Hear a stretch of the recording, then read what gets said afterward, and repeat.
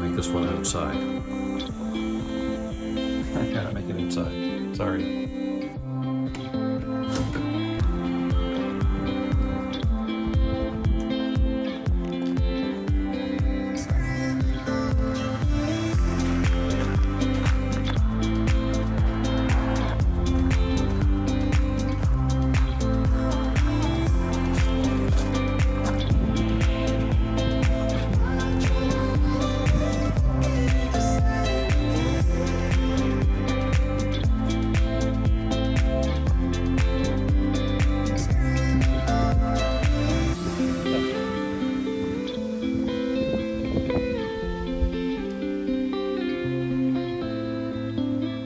Hey guys, little different setting today. I thought I'd get outside for some fresh air. Today I want to talk about retirement. It's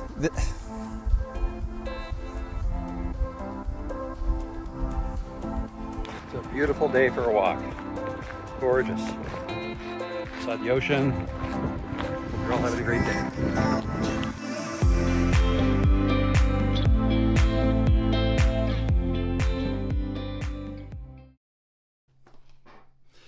Hello, how's everybody doing?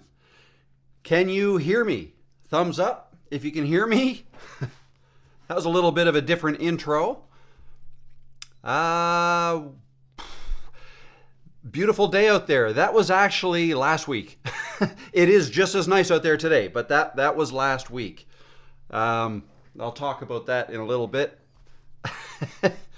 Can hear you. Awesome. Great. How is everybody doing today? My name is Rob. Welcome to another live stream. I'm just getting back into this, so bear with me. I think I have everything ready. It looks like you guys can hear me, so that's great. I gotcha. Yes, I did. So, yeah, I've been meaning to do an intro for these live streams. What are you doing? Where do you want to go? Where do you want to go? Where do you want to go? She doesn't know what she wants to do. Anyways, I just got home at midnight last night, so just kind of threw everything together this morning. That intro that I just played was the intro I was working on over the weekend while I was away. I brought my MacBook with me. I filmed that I think it was Thursday, and it was a video that I was trying to get ready and get sent out before I went away, and then I thought while I was away, well, let's edit it, and then I'll release it like today or tomorrow. But it turns out the content of it, I wasn't happy with it. So I'm going against my own rule here. One of my rules is, just post it whether you like it or not. And, your audience will forgive you if it's not perfect, but it ended up being like 30 minutes. I wanted to talk specifically about retirement and whether YouTube was a good option for that, and what retirement means to different people. And I just got on to so many different tangents, and I just don't feel like it was great, but I kind of had fun making that intro. So I thought, well, instead of making that intro for that, why don't I throw that up here for the live stream and see what you guys think? And there was something I did a little different. I don't know if you noticed, but I had and I can show you, I first set it up so that like the ocean would be in my background, but the problem is the sun was also in my background and my face was very dark because of that. So I turned it around so that you just saw the woods, the trees behind me, and then at least I was brighter in my face. But anyways, some of the things you have to think about when you're making a video outside. So, and I haven't done a lot of them. But I've done, a couple. So anyways, that's my story. So why don't I go into the chat and find out who's here and what is going on. So let's see now. So this is Peanut, for those of you who don't know. This is Peanut's office, and she allows me to work in it, luckily, right? She's not tired. I think she missed me over the weekend, so she's just trying to stick close today.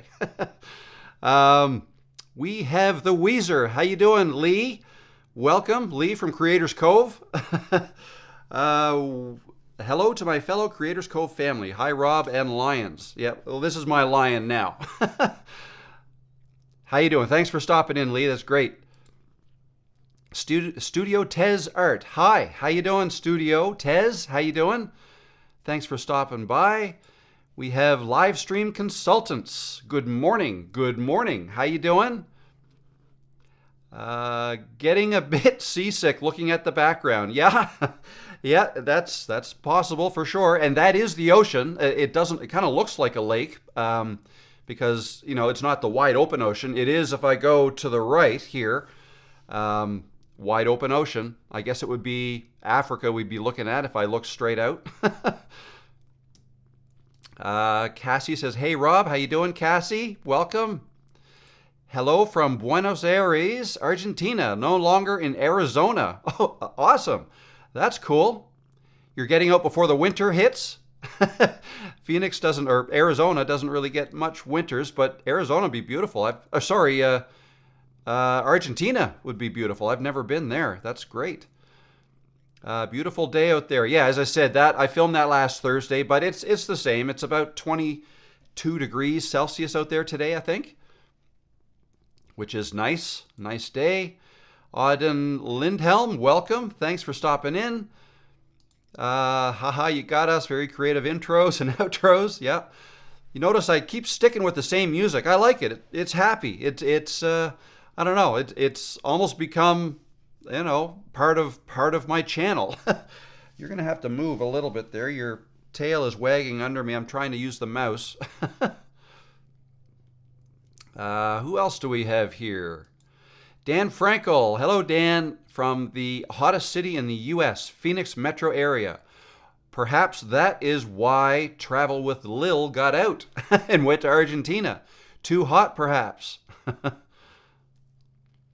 Liam A6. How you doing, Liam? Thanks for stopping in. Good to see you here. Floral Heart. Good morning, Rob. Good morning, Floral Heart. Thanks for stopping in. 60 plus. I just got that. 60 plus. I like that. That's a cool handle. Welcome back. Thank you. So yeah, I was gone. I left Friday. So Friday, Saturday, Sunday, Monday. I was gone for 4 days. Did not get a lot of work done while I was gone, but had a good time. So we went to Detroit. Went to Detroit for the weekend. My favorite football team, the Detroit Lions, played Sunday night. So we had a couple days to tour the city, and it was about a 2-hour flight to Toronto, and then another hour flight to Detroit, and then on the way back we went through Newark, New York, or New Jersey. So it was fun. And Meadow Outdoors, hello from Jackson Heights, New York City. How you doing? I was there yesterday, well, just in the airport, in New Jersey, the Newark airport last night for a couple hours. Mr. Mistro, hello, Rob, here in Michigan. Hello, I just left Michigan. It was beautiful. Meow Peanut. She says meow back. She's starting to settle down. Maybe although she's going to have to move if I'm going to type here. She's half on my keyboard. Michelle Jones. Hello, Michelle from Detroit, Michigan. Very good. I was just in Detroit. I wonder if YouTube knows this. They know I traveled to Detroit, so now people in Detroit are starting to be notified of my channel. Who knows? I don't know exactly how it works, but you never know. Digging and doing. Excited to get caught up on your new Start a Channel series. Thank you for putting this together. Kenya in Northern Virginia. Hello, Kenya. How you doing? Thanks for stopping in. Cassie K. Here's a question. Does it matter what day and time you post your videos? I want to create long form and 100-second Figma tutorials, both as regular videos, not shorts. Any thoughts on that approach for a new channel? I'm drawing a blank what you mean by Figma. Is that an editing software? I'm not sure what you mean by that. But in terms of does it matter what day and time you post your videos, yes and no. It's good if you can get a schedule going and more or less stick to that, because your audience will come to get used to that schedule. And I believe YouTube does like consistency too. So, but in terms of what time of day, Once you have a certain number of videos in your channel, you'll start to, YouTube will give you stats. They'll show you when you're uploading a video, they'll show you the best times of day to post, because they'll basically, they know, they'll tell you what time of day people are watching your videos. So for me, for instance, when I'm about to launch a video, it says between 9 a.m. and 2 p.m. During the days, and it breaks it down by day as well, is the best time for me to post, because that's when most people are watching my videos. So that would suggest that I think most of my viewers are in North America, specifically the United States, but I do have viewers from all over. It's just that if I post at 9 a.m. my time, so that's 8 a.m. Eastern, which would be very early on the West Coast, that tends to be what brings me the most views. So you can look at that, and that might help. And then try to get used to posting around the same time each time to try to maximize the number of views that you'll get. Okay? Now, you don't necessarily have to set that right off the bat. You can experiment, is what I'm trying to say, because, and I do too. I usually post in the morning, 8 or 9 a.m., sometimes 10, sometimes 12, but I've also tried posting at night as well. So it's just a matter of trying different things and seeing what works best for you. It's hard sometimes to figure out what might cause a video to do well or not so well. Was it the time that you posted it, or was it perhaps the content, right? So if you're not sure, then you can dig into the click-through rate, whether your thumbnail and title is working or not, and then you can also look at the retention to see if that's working or not, if people are sticking around watching your videos. So just a couple things to keep in mind.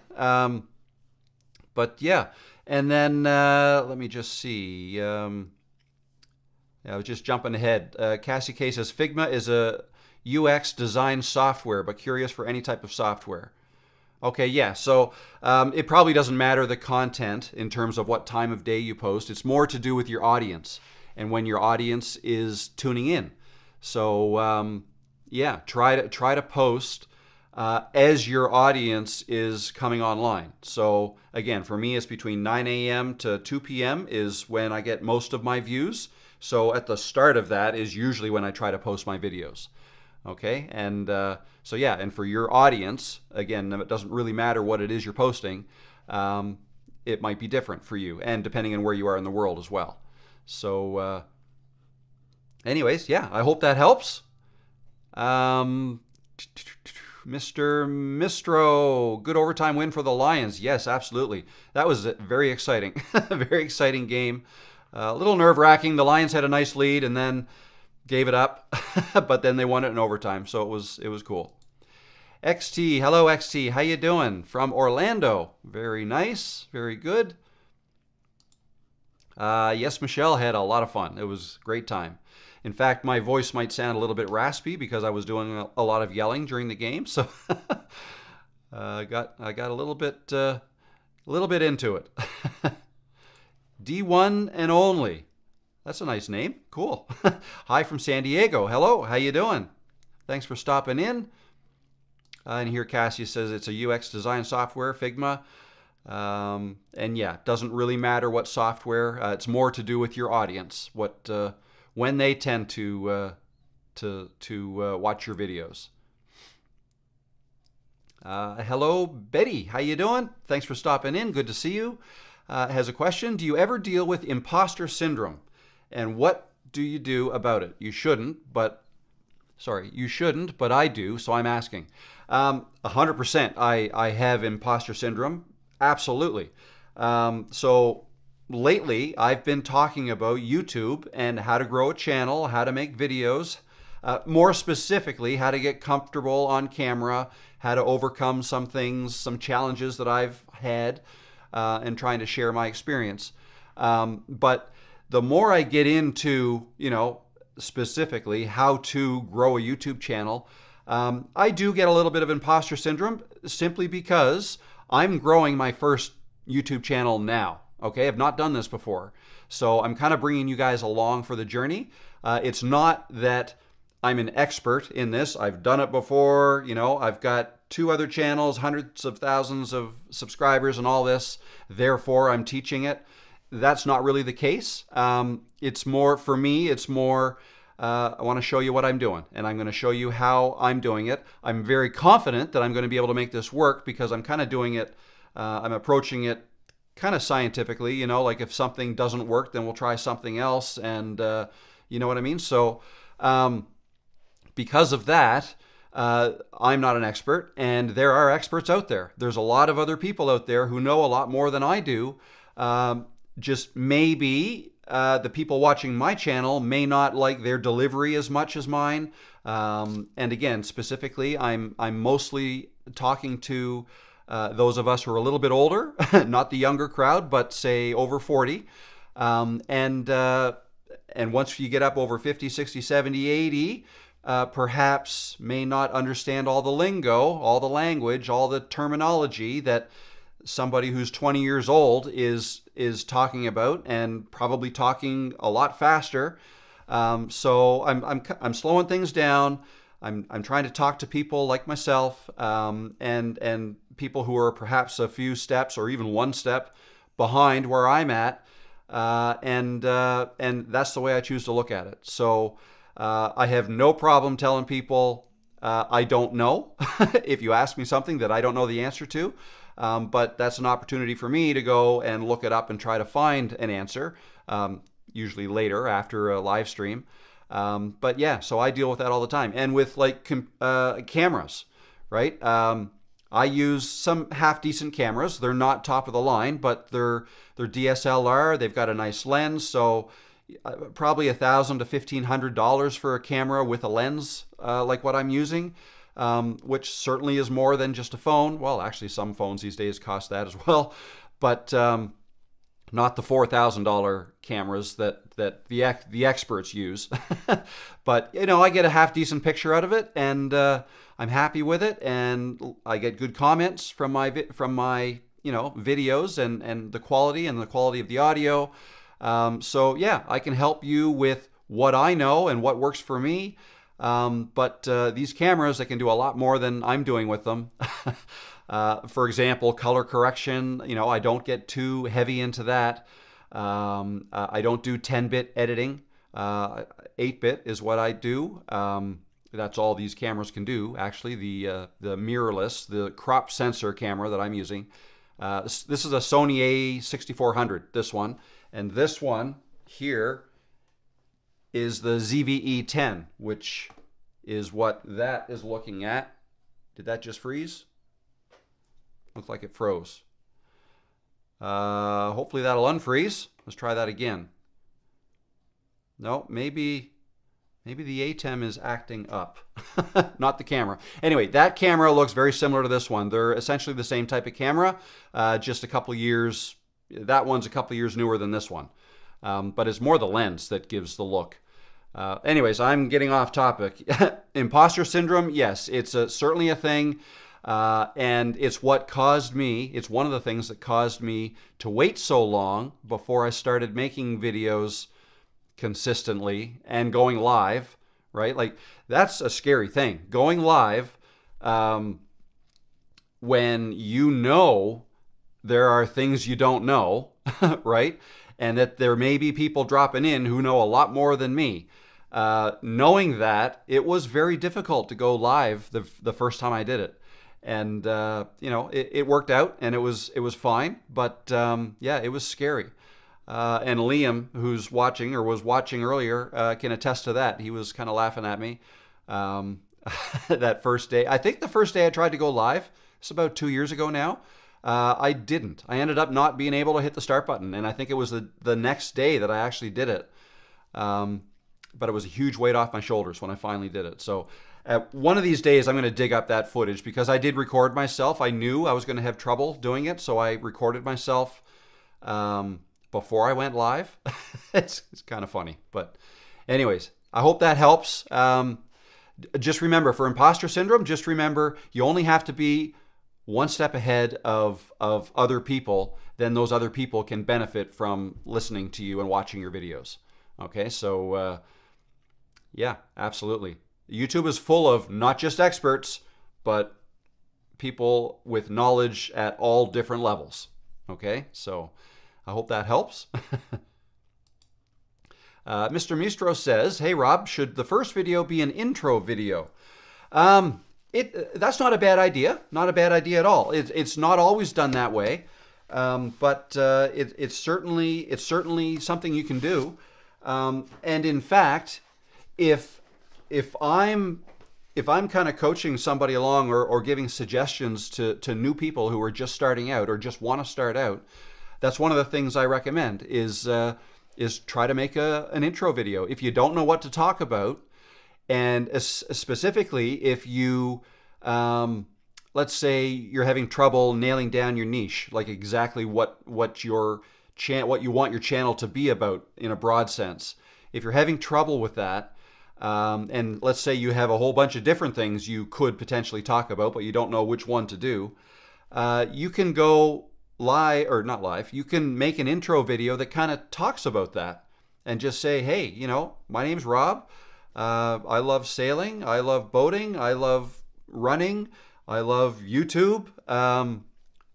Talk about just a little bit, like give a little introduction about yourself. Talk about what you like to talk about, and kind of present it in a way that this is my suggestion, anyways. This is not the only way. But if I were to make an intro video, I'd probably say something like that, like I'd like to talk about, these are some of the things I could talk about. What would you like me to talk about? What would you like to know? After telling people a little bit about yourself and the fact that you're growing a channel, or you want to start YouTube and you're not exactly sure where it's going to go, what you're going to end up talking about, and the fact that perhaps you, the audience, can potentially help me steer this channel in the direction that you want it to go, right? And that's kind of what I'm doing as well. So if you've seen my videos for a while, or even gone back into the history of my videos, you'll notice that I did a lot of Camtasia tutorial videos up until June, this past June. That's pretty much all I was doing, like lately, so the first half of this year, until a video of mine that I did on helping people over 40 start into YouTube, and that video went crazy. It blew up. Got a lot of views, a lot of new subscribers. Now all of a sudden my audience has slightly changed. There's still the people who would like me to make more Camtasia videos, but there's also people that like me to, keep making more motivational style videos and to help people start YouTube. So my channel is being directed a little bit by my audience and by the questions and the comments that they put in the comment section. So that is certainly an option. Your first video can be an intro video, especially if you're having trouble with what your channel is to be about, or what first video you should make. If you're not sure, I think an intro video is a great way to start. So yeah, there you go. I hope that helps, and good luck with it if that's what you intend to do. Best of luck, and let us know how it goes. Next we have Floral Heart. Says, hello everybody. Last night I filmed myself for the first time, just something experimental. It was a big salad, LOL. This morning I had something to laugh about, but it wasn't too bad. Great, that's awesome. That's awesome. And yeah, that's another suggestion. If you're concerned about putting yourself out there and uploading a video that you've made, and let's say it's your first one and you were kind of rambling all over the place, I suggest you watch your video back and see where it could have been better. But I'll also say this, the difference between posting it and not posting it, regardless, you should watch it back. But if you post it, then you're going to be a little bit more invested in it. You're going to think, oh, wow, like other people are seeing this. Let me really look at this. And then you're going to be a little bit more, I don't know what the word is, but you're going to take it a little bit more seriously. What you think you could have done better if you've uploaded it. If you haven't uploaded it, then it's a little bit more, oh, I don't love that, I'm going to try it again. And there might not be anything specific you try to change. It really is quite a difference if you upload it, right? And then it's like, oh, wow. And I do suggest you upload your first video, and I believe you did, but I'm talking to everybody now, for that very reason, because you will then look at it and then you can pick it apart and laugh at yourself like you did. That's awesome. I recommend that as well, because some people are concerned that people are going to laugh at them when they see their videos. And if you laugh at yourself first, then, you guys are all, you're laughing with the other viewers. Yeah, I know, it's funny, isn't it? Right? You can, I just think that's better. It's just something, if you're concerned with people making fun of you or making fun of your video, then make fun of it yourself first and enjoy it. Like, try not to let it bother you, because there's no reason it should bother you. There's a lot of really bad YouTube videos out there, right? So if you add another bad one to the list, no big deal. It's no big deal. And as you get better with your videos, you keep adding videos, they'll get better. You'll always have the option to delete bad ones if you want to. And maybe you want to delete some of them in the middle, but I recommend keeping your first one there. The first one with your face in the video. I recommend you keep that there, because that's, or like, it's going to be fun to refer back to that much later. Let's say you've got 100 videos under your belt and you look back at that. You can look back at that with your audience and say, I suggest you do what I did, because here's my first video and this is me now. Let's all laugh at this, right? And that's motivating for other people to see how far you can go in a certain amount of time. It's nice to be able to see that people can teach themselves to be better and get better, right? So anyways, I'm kind of going off on a tangent there a little bit, but I'm glad. Yeah, congratulations. That's great that you posted your first video. Lee says, does anyone else hear a very metal ping when Rob ends a sentence? Maybe my connection, but everything else looks good. Actually, one thing, there's no echo, is there? Just want to make sure I don't have this live stream up anywhere, because sometimes if I have a tab open that shows this live stream and the audio is on, then there'll be an echo, or like a really long delayed echo, like by a couple seconds. But no, I don't think I have it up anywhere, so that's good. So yeah, let me know if anybody else having that issue. But it could be, perhaps, maybe try turning your volume down. Maybe that. What do my levels look like? Test, test, test. No, it's not too loud. Anybody else, let me know if this is too loud. Let me know. I can turn it down. But it looks like it's good. Liam says no ping for me. No ping for you. Awesome. Great. Good job, Floral. Yes, good job, Floral. Cassie K says, do you use Camtasia's proxy mode when editing videos? 2, any advice on the best way to capture keystrokes for tutorial videos? Okay, so first question first. Camtasia's proxy mode. So yes.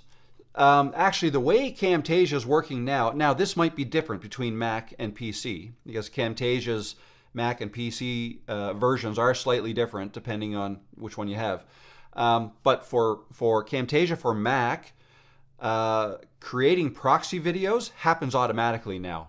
I have the 2024 version. That might make a difference too if you don't have that version. But as soon as I bring video footage into my Camtasia, now it's typically always 4K footage, 4K 30 usually, it starts creating the proxy video right away. And that is great, especially for longer videos, because that allows you to make cuts, right, edit out mistakes and move things around more fluidly, more smoothly, without any jitters, right? If you're working with the non-proxy version, things may lag, and if you don't have a super powerful computer, you might run into trouble and it might be a little annoying trying to edit that way. But the proxy videos makes that smoother even on computers that are maybe not so powerful. So I have a pretty decent computer, a MacBook Pro M1 Max chip.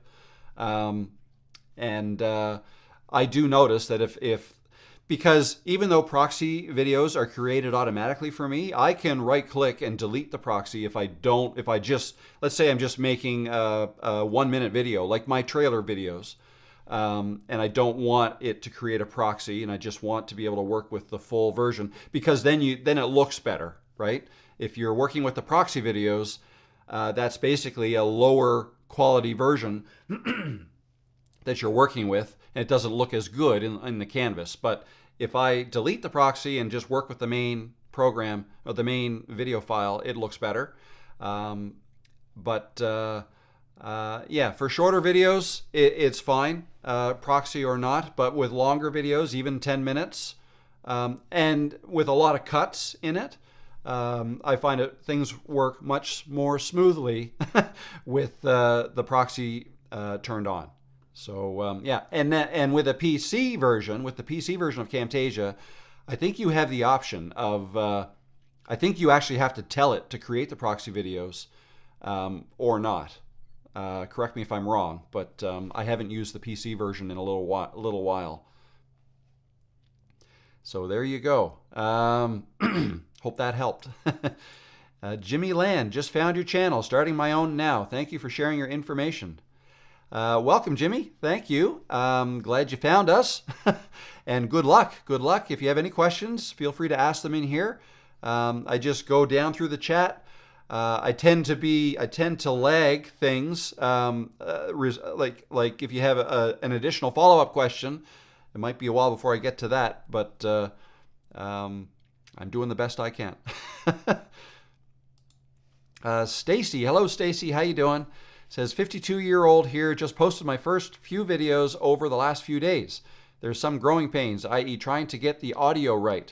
Well, good for you for getting your videos out there. That's awesome. And there's nothing that'll help you get better at anything, including audio, than actually watching your video and seeing what the result was.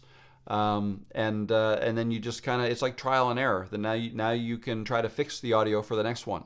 And now if you're saying the audio right, are you referring to the audio levels? Like were you too loud or too quiet? Usually you'd want to look at like audio meters. So depending on what video editing software you use, you may or may not have that. Yeah, that will help. You basically, if you do have audio levels, you don't ever want to get them bouncing into the red, because that means that would be clipping. And when you get clipping, you get distortion. And you can't fix that by lowering the volume when you're playing it back. Yeah, you want to basically, you can bounce into the yellow. Green is good, yellow is better. If you just kind of peek into the yellows, but don't stay away from the red, if that helps. And we have from Weezer.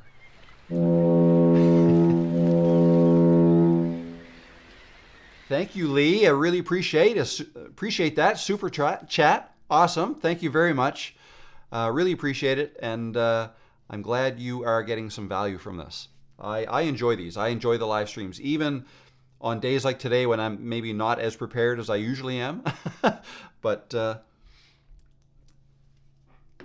I didn't want to miss it. I still wanted to go ahead with it. I might have had to miss it if we got delayed and I didn't get home till today. Anyways, yes, thank you very much. I like that. And what do you guys think of the super chat animation that I created that in Camtasia, by the way, with some help from Canva. So there we go. Next, we have Cassie K. I have multiple assets from... Excuse me, my voice is still not fully recovered. I have multiple assets from various sources in a video. However, all the clips have different scales. How do you make the scale the same on all clips when using stock footage with different sizing? Okay, So that's going to depend on what software you're using for video editing. They would all have ways to make larger or smaller any clips that you bring in. Let me just show you in Camtasia. Let me just 1 second here. Let me pull one up here and I'll show you. Double click that and double click that. I'll bring this down. I will share my screen and bring, wow, that's big. Okay. So let's zoom out here.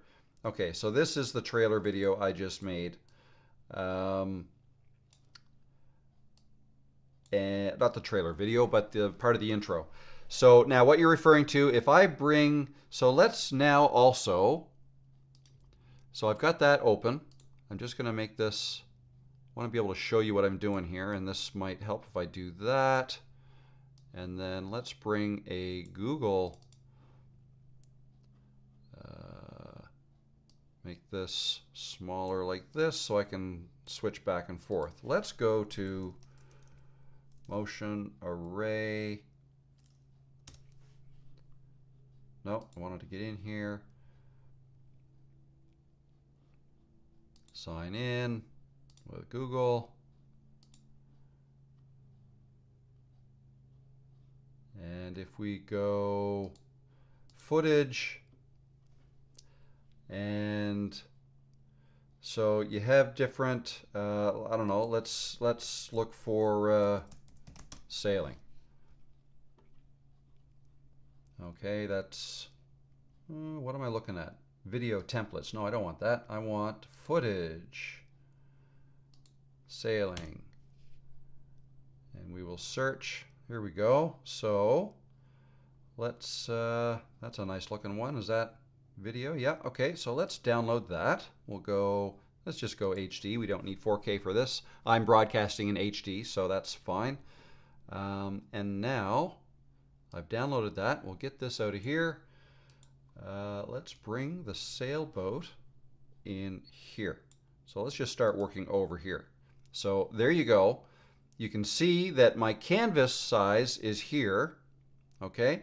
But the, let's make this bigger now. This video is not, it doesn't fill the screen, okay? I'm going to turn off my canvas snapping so I can move it anywhere. Actually, you know what? I don't want to do that because I want this to snap. So there's a couple things. So we need to zoom this image, okay? Let's say our canvas is exactly the size we want it, and with Camtasia, you would go into project settings and you would check. So I have this set to 4K, okay? So for example, this is set to 4K. This is just an HD video that I downloaded. For Camtasia, you can click and move this around. Other software, there may be like controls over here to be able to move it. I'm going to show you two ways to do this. The one easy way is to go up to scale here and just start increasing the scale until it's the size you want. Okay, so that's one thing you can do. Something else you can do is you can click and move it, have it snap to the corner, drag another corner down to fill the screen. Now, as you can see, this video doesn't quite fill the screen for 4K, okay? So what you have to do is make it even a little bit bigger, like this. Okay, so I made it a little bit bigger, and now you can kind of center it. You're going to have to chop off the sides, and this does it automatically, because only everything that's shown in the canvas will be rendered or exported when you create your video. Okay, so that's one thing you can. So that's two things. You can move it, and then you can stretch corners. If you try to stretch this edges, that's another way you can do it. Okay, so if I put it there and then grab the edge and stretch it, now I can click and move it down or move it down. Sometimes you'll see videos with black bars above and below.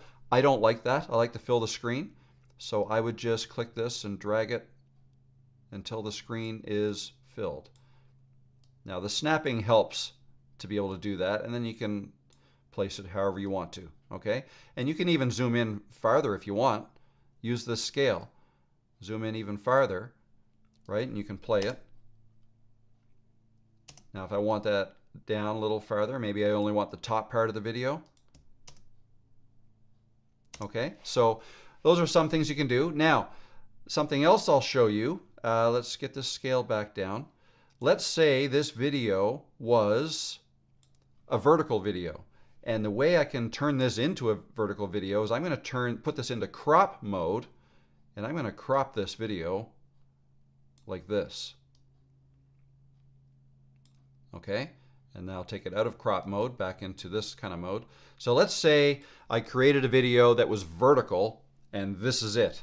Okay, now you wouldn't have the option to undo that cropping and you know, stretch it sideways. So then what you would have to do is this. You just have to make it wider like this if you wanted to fill the screen. Okay? That's what you have to do if you want to fill the screen with a vertical video. Okay? And then the video will still play, right? Now let's just back this up a little bit. The other way is also true. And to show you this, let me create a new project. Okay, here's a new project. Let's say the project settings that I have are 1080 by 1920 at 30 frames per second. Apply. Okay, and I'll zoom out. So let's say this is our project. We're making a vertical video, let's say for YouTube Shorts or TikTok or Instagram Reels. But if I wanted to use that video, let me drag it in again. I'll drag it in here like this. Here's the video. Okay, it fits this way, and you can certainly leave it like that. I'm sure you've seen videos like that with a black bar above and below. But if you wanted to fill up a little bit more of all of this area, just simply click and drag, which basically increases the scale. Right, and you can replay, you can move it around. Like you can put it down here and then put some text up here if you want, or one of these motion backgrounds. You could do that. If I grab a dynamic background and put it down below that, oh, where did it go? Oh, it's too small. Right. Here's the dynamic background. Let's fill the screen with it. Okay, now let's back up where we have this video. Okay, now this is what we have as our video, right? And you can put some text down here or up there if you want. And you can also move it around however you want. So anyway, those are some options, some ideas that hopefully help. And if you're not using Camtasia, all of the video editing software allows you to scale your videos up or down, crop in the sides, crop in the top and bottom. And just remember that if, like in this case, our canvas is right here. So when we render this video, that's all that's going to get rendered. All this stuff outside the canvas and out here will just be, it won't be there, right? So yeah, you don't, I mean, I could crop everything in if I wanted to. If I put it back into crop mode, right? I can crop this in like that. And I can crop this in like this. And then what was the other thing? The actual video itself, I could crop that in and crop this in, right? That's exactly what it will look like when you export the video, okay? But you don't have to crop in like that if you don't want to. So anyways, I hope that helps explain things a little bit. Cassie, so I hope that helps. Let's keep going. Next we have, oh, good job, Floral Heart. I need to just post what I film. I didn't post anything either. That's all right. You're getting ready to post, but it'll be a huge weight off your shoulders once you finally do.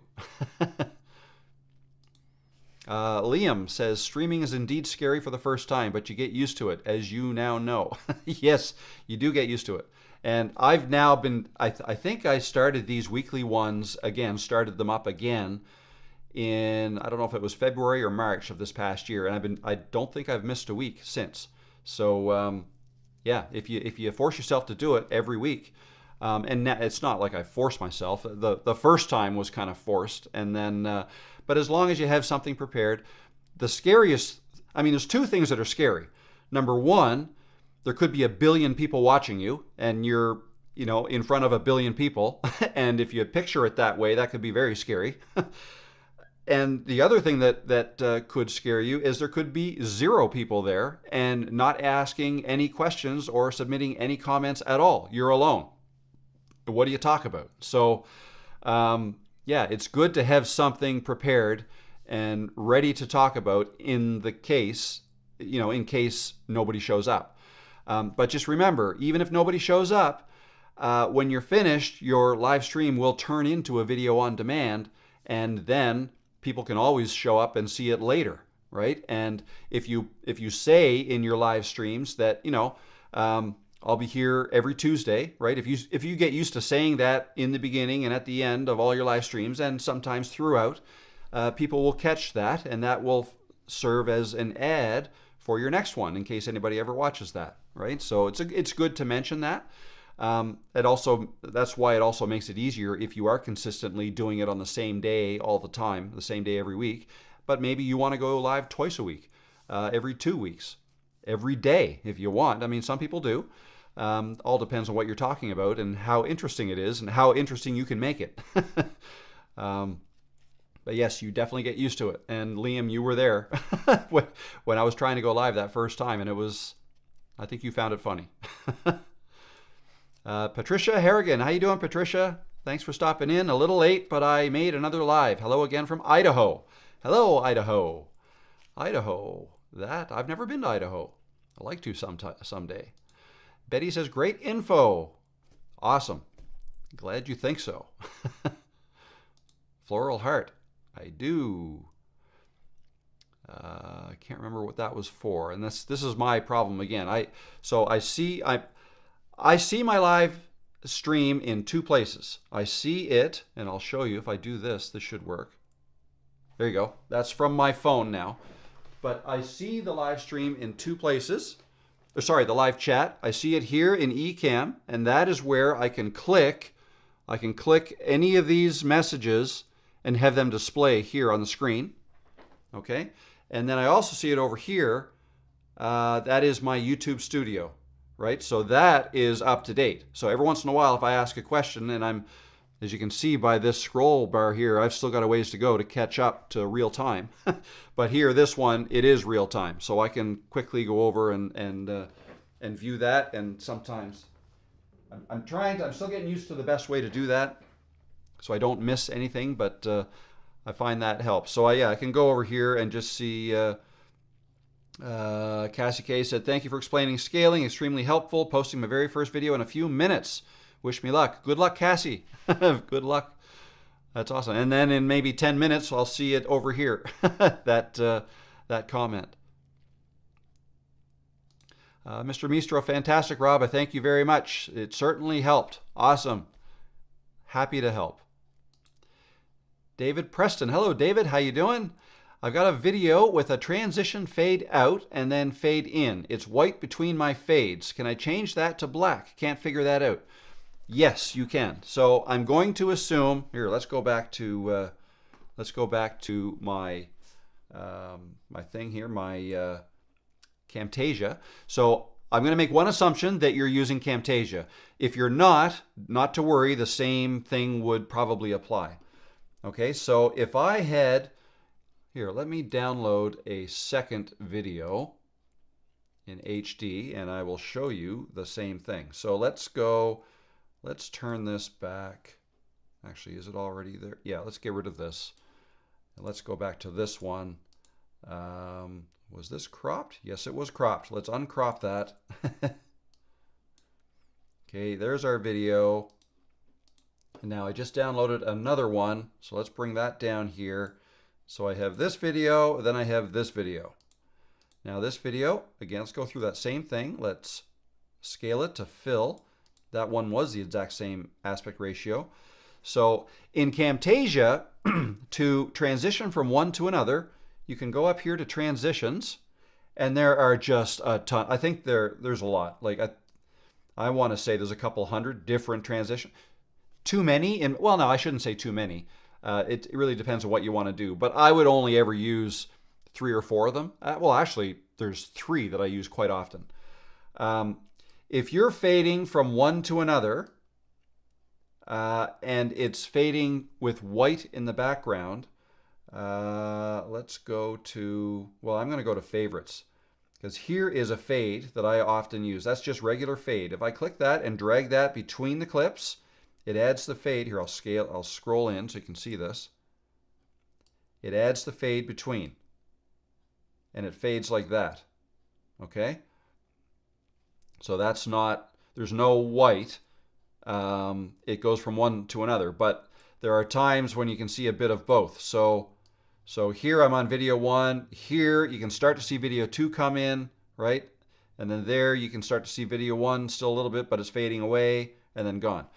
I think what you are talking about, let me delete this, you probably have these not quite touching. Okay? If they're not touching and you drop a fade here, fade out, and then the same thing, fade over here, then you're going to get this. Okay, now mine faded to black and then faded in from black. If yours is white, that's probably because your background is set to white. So what you do is you go up here to project settings, and you can also get to those up here, Camtasia and settings right here. But I always just click on this here and go to project settings and go here, color. Project settings, color. This is your canvas color. Click on that. Oh, it popped up on another screen. On a Mac, this is what this looks like. On a PC, it'll look a little different. But if I choose white for my canvas background and apply, now I'm going to get it fading to white and then fading in from white. Okay? So that would be your solution. You can go up here and change that. Your project settings, change your canvas color to black. And that will fix that problem. Okay? So hopefully that helps. And if you're not using Camtasia, there should be a similar way to do that in the other software. Or if you, again, if you just made these, I just deleted those, if you make these two clips touch and you drag a fade, okay, it'll fade from one to another. Unless you use the fade through black. If I delete this and grab the fade through black and drop that here, then it fades through black. Okay? Now what you can do, if you click on this, see up here, so this fade through black, even though it says fade through black, you can fade through another color. So if you come up here with the fade selected, come up here and it's the type of transition is fade through black. You can change it through here if you want. You can change the color here. So if I wanted to fade through green, that's what it would do. Right? If I just start, it's going to fade to green and then back. Okay, so you can change the fade through black color from black to anything else if you want. I've never actually really done that. I either will fade through black or fade from one to another. Typically. So, but anyways, I hope that helped. I hope that answered your question. Let's see, where are we now? Floral was in PJs. Oh, when you did your first video? Very good. That's fine. I'm sure that's fine. Hey, just be yourself. Be authentic. People love that. No problem. I'm hoping you guys are getting some value from this. Cassie did not hear a ping. Liam, no ping. So now I'm about 15 minutes behind, I think. Audio's good. Lee, switch to cast my TV. Voice is great. My problem on my end. Thanks. Okay, no problem. You're figuring it out. Studio Tez Art. What is a proxy? I will show you. So if we come back here, this is Camtasia. Now, again, I think all video editing software, or most, maybe not all, has the ability to use a proxy. A proxy video is a lower quality version of the same video, basically. So in this case, in Camtasia, you can tell you're using proxy videos by this yellow dot here. Okay? Now, if I come up and I go to my media, oh, there's all kinds of things in this media because of this. But see all the yellow dots? That's because proxy videos were created. So for this video here, let me just try to find it. Oh yeah, okay, it's right here. this yellow dot. If I right click on the clip here in the media bin, I can go down to proxy video and delete proxy video. If I click on that, there, the yellow dot disappeared and the quality that we see in the canvas got better. Okay? It can be a little bit harder to work with when you're cutting it up, you know, making edits. Like maybe I want to make a cut here, delete that, move this here, right? Now it's going to jump. That's a very small clip, so it's probably not going to matter. But if you find you're dealing with large clips and 4K versions, and if things are running a bit slow, make sure the proxy video has been created for it. And so what you do is you would no, you don't right click here, or can you? No. You'd come back up here, right click, proxy video, create proxy video. If I click on that, you see that green thing? That created a proxy video. Now this is a proxy video again. These dots have returned and this doesn't look as good. But even though it doesn't look as good now, when you finally finish building your video and you go to export it or render it, it only uses the proxy video for you to look at in the canvas. It will actually create the video using the original. Okay, so you don't have to worry about a lower quality version being created. It just uses the proxy video to help you in the editing if your computer is having trouble. Okay, so that's what a proxy video is. I hope that helped. But again, with a Mac now, proxy videos are created automatically whenever I bring something into, as you saw there, the proxy video was created automatically. I have the ability to delete it, but I don't have to get it to start being created, if that helps.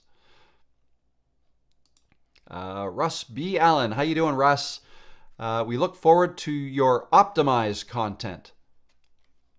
Awesome. I will, not exactly sure what you're referring to. I probably said something 15 minutes ago. How to optimize your videos for YouTube, perhaps?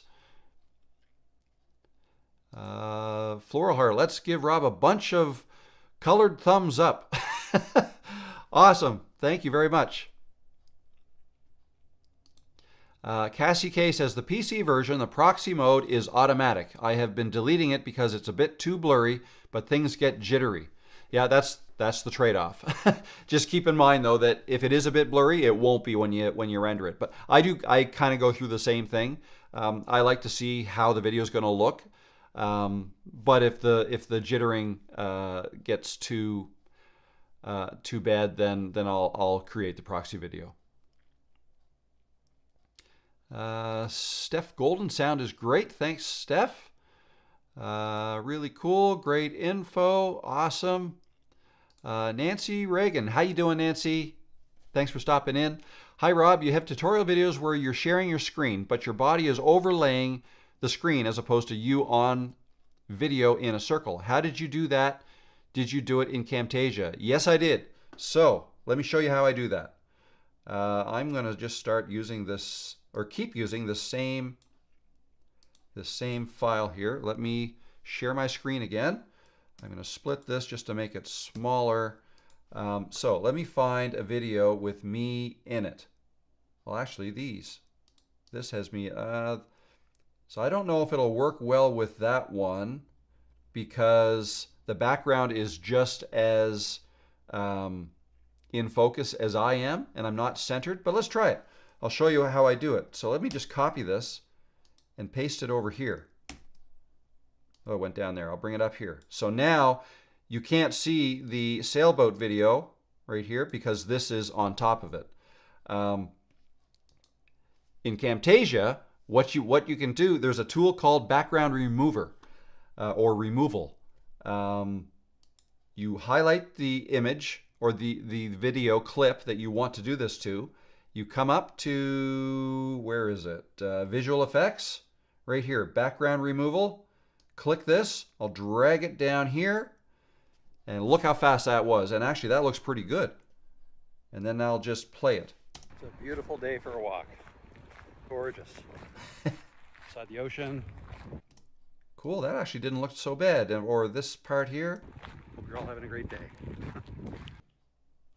That's basically how I did it. Now, The other thing I did in the videos you're referring to, my tutorial videos, is I put myself smaller. So now I can click and drag this. See how the background is not there at all? This is just over top of the video that's below it.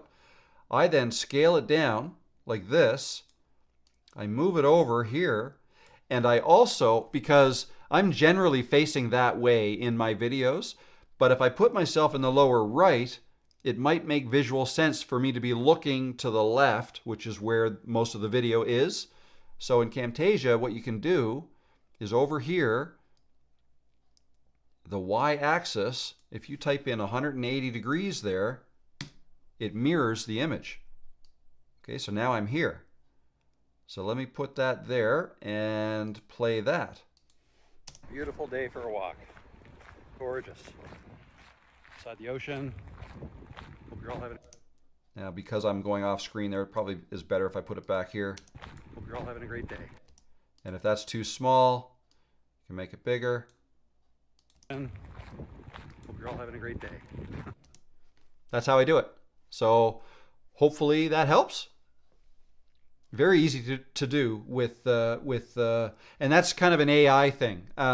Used to be that you had to have a green screen behind you, and that would make it easier to key out the green color. You have to make sure you're not wearing green. But with this, it doesn't matter. And it's not perfect. Like if you zoom in here, right, you can see the sky here under my glasses. You know, it's not perfect, but it's good enough when I make a tutorial video. So if I just go, just so everybody else knows what we're talking about here. Edit the cursor in a screen recorder. I'm just looking for one where I did that. So you're making a training video. So this next section. See, sometimes I put myself in a circle mask as well, but not always. How about this one? Currently this scale is at 7. Yeah, here we go. So I'll show you this one here. Bring this down. So this is, I'll make it larger. This is an example of a video that I did making a tutorial video, and I put myself down in the corner. Here, it basically creates a tile pattern of that image. Okay, this works best. So that's an example of how that works. So I hope that helped, Nancy. And yes, I did it in Camtasia. Also, what app are you using to stream? Are you streaming straight from YouTube, or do you use an app to stream to other platforms as well? I use Ecamm Live, which is only available for Mac. And I don't stream to other locations as well, although I could with Ecamm. I'm just streaming to YouTube. If you're using a PC, another option would be StreamYard, but StreamYard you can stream using a PC or a Mac because that's a browser-based system. So that's an option. StreamYard, I've used that before and it works well. I like Ecamm Live. I love it, actually. I like to be able to click on a message and display it like I'm doing right now. You can also do that on StreamYard, but it just seems to be a little more flexibility here with Ecamm in terms of moving these around. Like I can move this comment wherever. Live, I can make it larger or smaller, you know, if I want to. Yeah, so just put it down there. Yeah, so Ecamm Live. If you're using a Mac, I highly suggest you check it out. And I don't think they have any plans on going PC. I'm not sure why, but they're sticking with the Mac. Floral Heart interested as well, so hopefully that helped. And I should be glancing at my live stream just to make sure it did help. Where are we? Thank you for explaining scaling. Extremely helpful. Posting my very first video in a few minutes. Oh yes, I already read that on the other chat. Did you post it yet? Let us know how it goes. And it is a cool thing to do. 100%. Studio Tez Art says, I've posted 4 videos now. So bad. I learn something every time, and I don't care if they are bad. It's not like one gets many views in the beginning anyways, but I have 15 subscribers now. Awesome. Great. You're on your way. Yeah, it doesn't matter if they're bad. It really doesn't. You know, the people are, you will get an audience. You will. And the quality of your videos will grow as your audience grows, and it'll accelerate. That's just what happens. Once you start dialing in on exactly what your audience wants to hear, and again, it could change, and then you can change, and yeah, that it will increase non-linearly, parabolically, or exponentially, however you want to say it. Growth doesn't tend to be linear. As long as you keep at it, the growth will go up, well, for you guys, like that. So good luck with it. We all wish it goes viral. Yes, we do. We all want to go viral. Lee Tez, good for you. 4:15 is more than I'll catch up, hopefully. Absolutely. Just stick with it. You'll catch up. That's the best attitude, and all the best with your continued growth. Absolutely. Mark Scholl. Hello, Mark. How you doing? There's a new name. Rob, new to Camtasia, using it for work and at an ad agency. Great tool, but your videos have been invaluable to my learning the tool. Thank you from Ohio. Awesome. Glad to hear it. Thank you for saying that. I'm glad you like the videos, and I'm glad you're making some headway with it. That's great. That's great. I love Camtasia. I haven't used anything else for a while now. I do also like DaVinci Resolve, but for things like zooming in and out of screen recordings, I find that very hard to do on DaVinci Resolve, but other things I find easier. So it really depends on what you're doing. But for the most part, I'm using Camtasia to make all my videos. For the last many months anyways, that's all I've used. Let me see if I try to get caught up here. How are we doing for time? We're after 3 o'clock already. It's been over an hour. Holy cow. Time is flying. Dan Frankel says, I checked into upconverting 1080 footage to 4K using CapCut Pro. The results were dramatically much better, and the process was very easy. Next week, I will try Davina. I don't know Davina. I haven't heard of that one. But okay, very good. Yeah, I mean, as AI gets better and better, doing things like that, upconverting to 4K, becomes more possible, I guess. So yeah, that would be helpful if you don't have the ability to record in 4K, but you want to upload a 4K video. Absolutely. So, very good. CapCut Pro. Very good.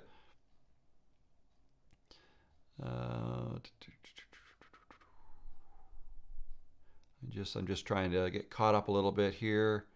Thanks for explaining the background remover. No problem. Great question, Nancy. Yeah, I'm a little late on your conversation here. It did help, Rob. Thanks. No problem. Cassie K, I haven't posted yet. Working on the video description. Can you speak to how you do keywords and SEO? Where is YouTube reading SEO? So here's what I know. Especially with newer channels, YouTube doesn't know you yet. They don't know your channel. They don't know what audience you're trying to reach or what audience is liking your videos, right? If you're new. So every time you upload a video, you're giving YouTube more data. And the more data YouTube has, the better they'll get at showing your video as an option, like the thumbnail and title, to a potential audience. Okay, so does that make sense? So, as far as where to put keywords, the title for sure, and I mean, there's some trains of thought.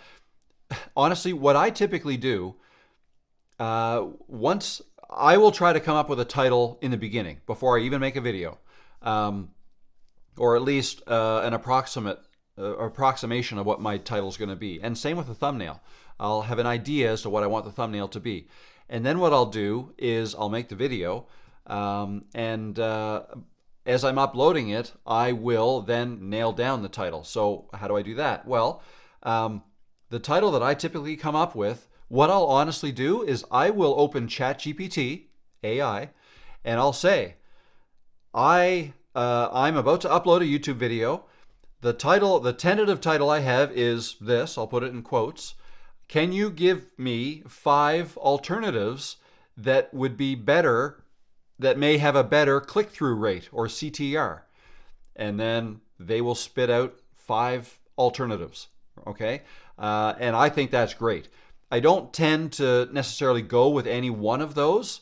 What I'll do is I may combine a couple, right? I might say, oh, I like the first half of this title, but I like the way the second half of that title is, and then I'll combine them.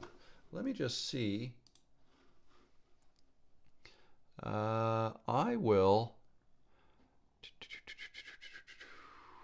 Let's start a new. I'm going to show you this. So if I quit that,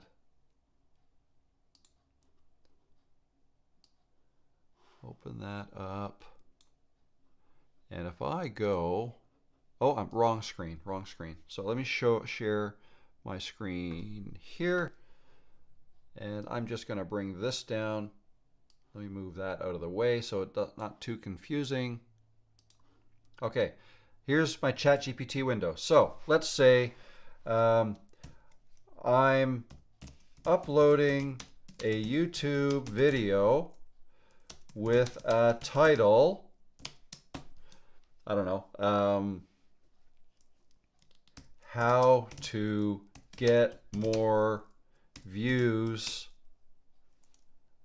on YouTube, let's say. Okay, so I've said that. Can you give me 10 alternative titles that would be great at click, that would have a better click-through rate. Enter. And then you wait, and then it spits them out. Here are 10 alternative titles that could boost your click-through rate. 10 proven ways to get more views on YouTube fast. The secret formula to skyrocket your YouTube views. Boost your YouTube views with these easy tips, and so on and so on. How I got 100,000 views on you. Okay, that may not apply. Unlock the algorithm. Get more. So this is awesome, I think. But I may say, so boost your YouTube views with these easy tips. Or I could say, 10 proven ways to boost your YouTube views. Okay, something like that. Or 5 proven ways if I only have 5 ways, right? You can do things like that. Now, once you get your results, you can go a little deeper. You can say, I find these titles too long.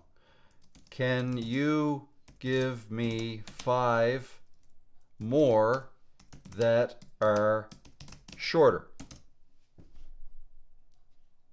Here are 5 shorter title options. Get more YouTube views now. Boost your YouTube views fast. Secrets to more YouTube views. And so on and so on. I mean, this is amazing. You could say, thank you. Like, I talk to it like it's a human. Can you give me 5 more options that are, I don't know, humorous, that are funny? See what it gives me. I have no idea. That might be a hard ask. Views, please. How to get YouTube to love you. How to make YouTube views fall in love with you. Steal my views, but not really. Views for days. My secret YouTube sauce. How to get views without sacrificing your soul. See? Okay, another thing. Great. Can you modify, or can you give me 5 options and target the over 40 demographic? Here are 5 options. How to get more YouTube views after 40. Boost your YouTube views, yes, even after 40. YouTube views over 40 is easier than you think. See? So that, I think, is amazing. That's an invaluable tool for me. I use it all the time now. You can even use it to help write a description. I don't do that.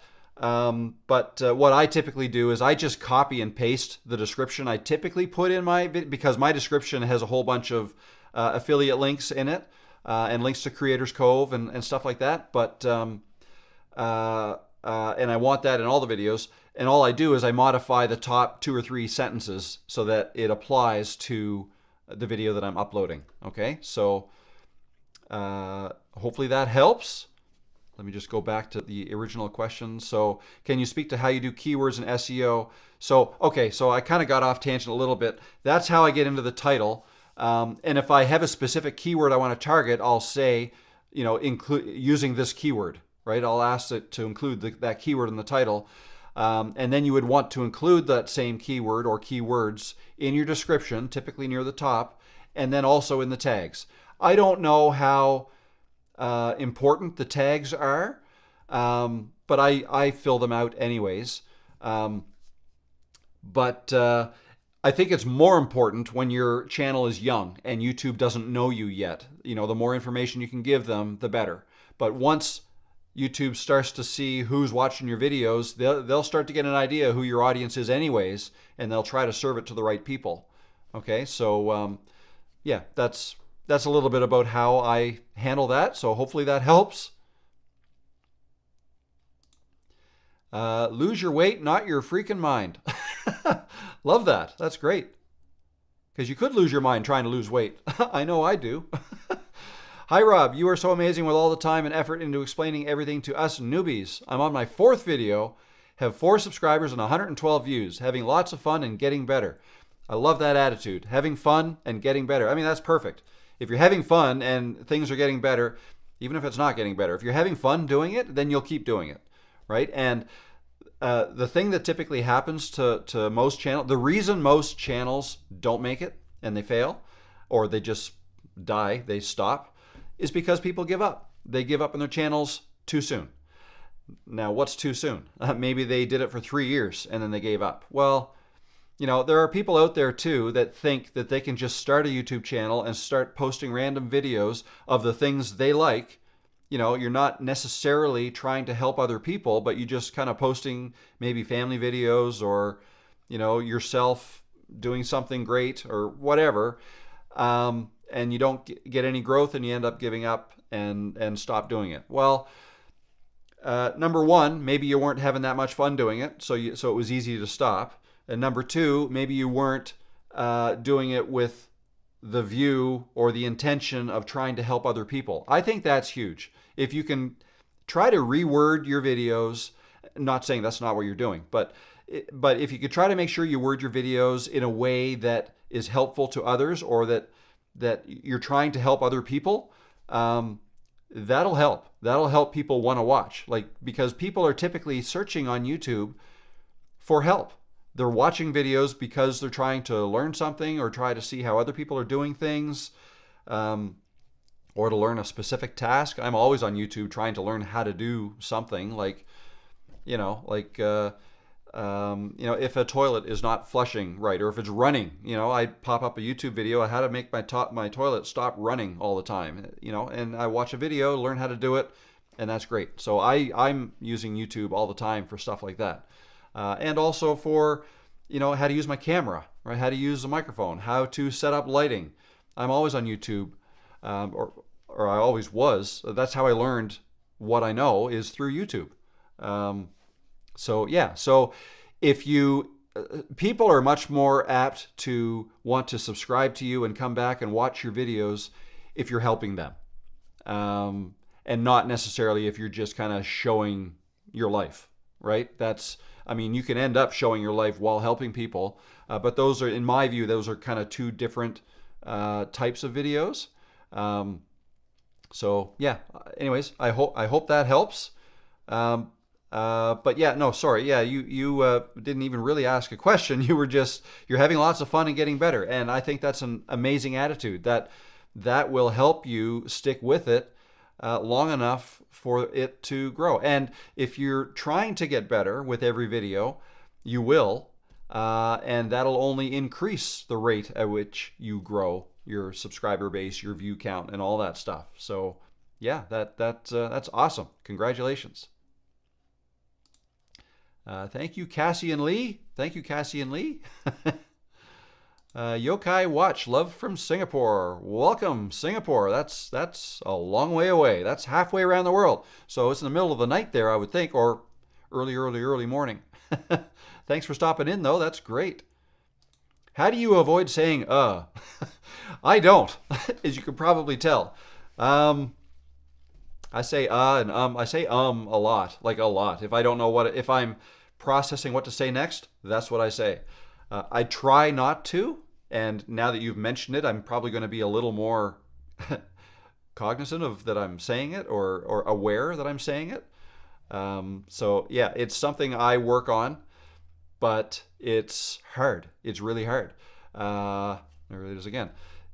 Watch your videos back and see how much you've said it. And something somebody once told me that helps, and I have to keep reminding myself of this, is that pauses are okay. Okay? So instead of saying try to pause.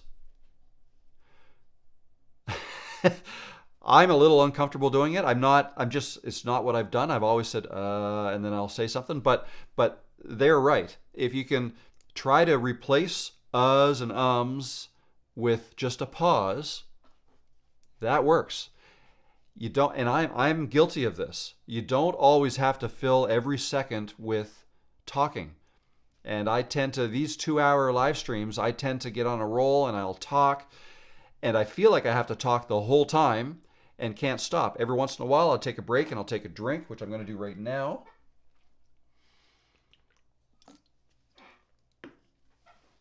And I think that's probably why these live streams do take a lot out of me, because by the end of them, I've done 2 hours of straight talking, but my typical day, I'm not talking. I'm in my office. I'm editing videos. If I'm making a video, like recording myself, I'm talking, but that's not that long. Like once I get through all the bad takes, and my final take is typically only, anywhere from 10 to 30 minutes, I guess. But other than that, I don't do a lot of talking in my regular workday, right? I'll talk with my family, after hours, before and after work and stuff. But other than that, when I'm working, I don't talk a lot. So it takes a lot out of me to be talking the whole time. But I have to remind myself, and you're helping me with this right now, I don't have to fill every second with my voice. I can pause and think. And that maybe allows you guys to pause and think too. So yeah, I said it again. But anyways, I hope that helps. Something I'm still working on, but I'll probably be working on it for quite a while. Mr. Maestro is off to work. Enjoy. Have a good time at work. Hope it's productive. This has been incredibly helpful. Thank you so much, Rob. No problem, Cassie. No problem at all. Where is your microphone? Hello, Juan. How you doing? My microphone is right there. Let me show you using my iPhone. It's right there. So this is what I'm looking at when I'm talking to you guys. And my microphone is right there. So this is how far it is away from me. So I'm here talking the way I was talking, and you can see how far away it's that's usually about 8 inches, I guess. So it's about a foot.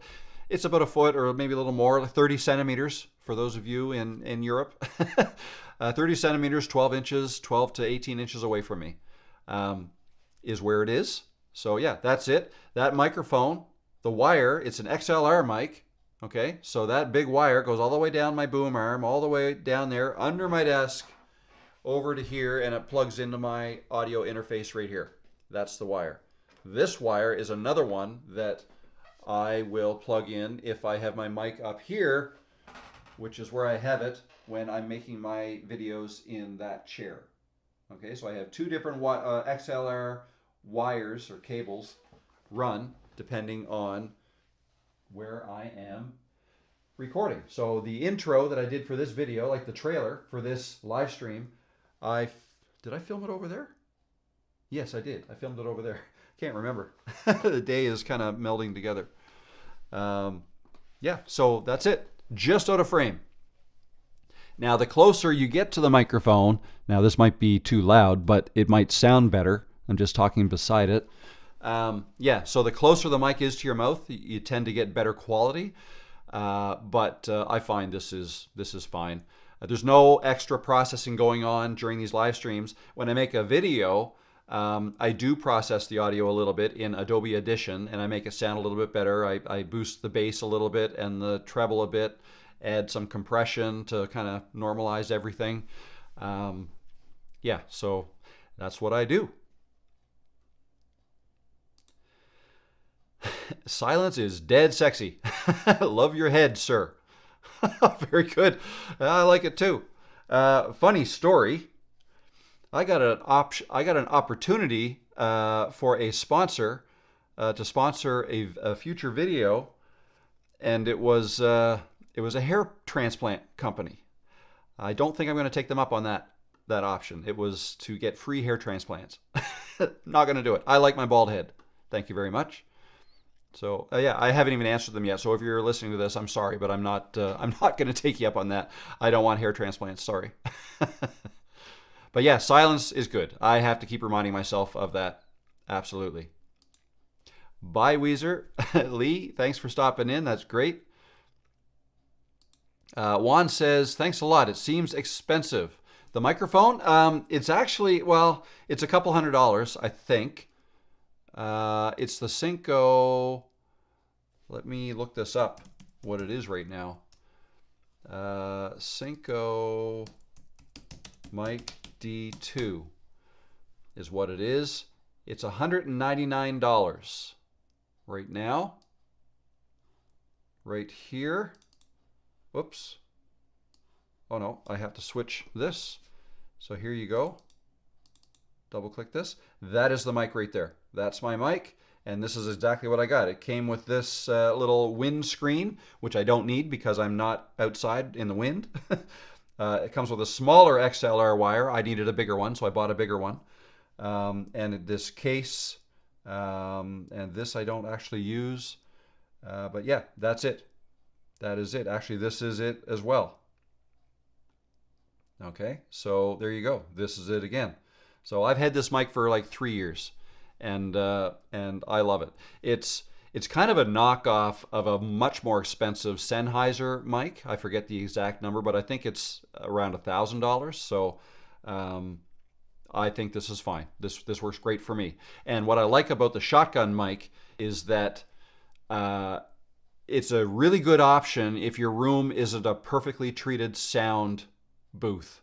Okay, there's a lot of flat walls in here and a high ceiling. This is a 9-foot ceiling, and when you have flat surfaces, you know, big monitor as well, then you can tend to get your audio, your voice bouncing off things and coming back into the microphone. And since sound is not as fast as light, you know, the sound, my voice going into the mic, you know, that takes a certain amount of time. If it bounces off that wall and comes back, it's going to be coming back a little bit later, and that will cause reverb or echo. Okay, so, but a shotgun mic, this is only picking up audio this way. If I talk over here, you probably can't hear me, or not very well, right? I have to have this mic pointed directly at my mouth. I mean, I can talk this way. The sound is still coming here. It probably sounds the same as this. But if I get up beside the mic, then you probably can't hear me very well, right? So that's why I like a shotgun mic. It helps if your room isn't treated as well as it otherwise could be. Okay, so yeah, there you go.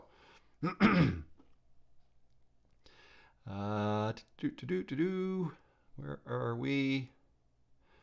Not your freaking mind. Thank you so much, Rob. No problem. Good luck with it. Starry Luma. Hello, Starry Luma. How you doing? Wow, it looks like you have a lot of equipment, all the monitors. Curious why you need all of that. So the short answer is I don't. I don't need as much as I have here. I've just accumulated it, and yeah, so over the years, the 3+ almost 4 years that I've been kind of trying to get this going.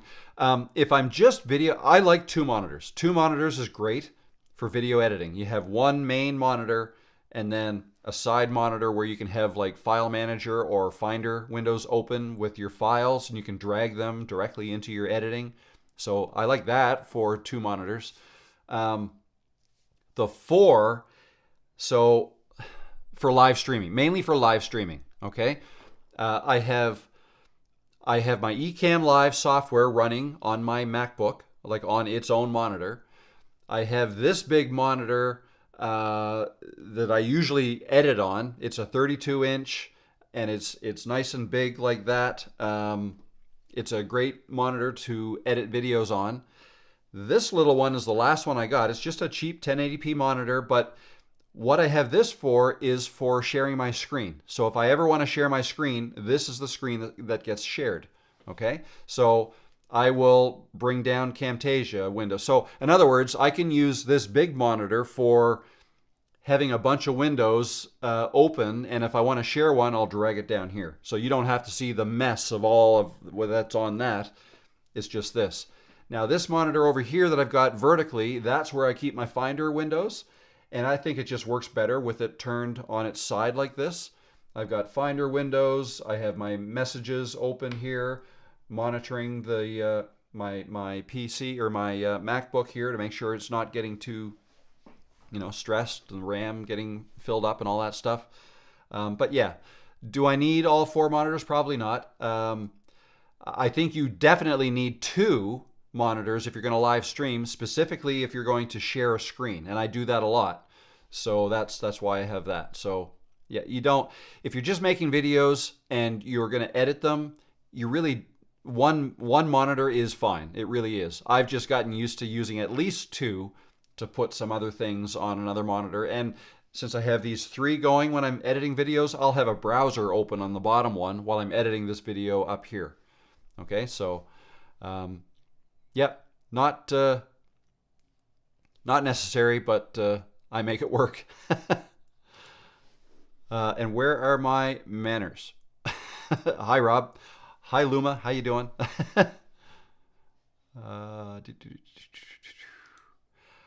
60 plus. It's a condenser mic, Rob, so it needs phantom power.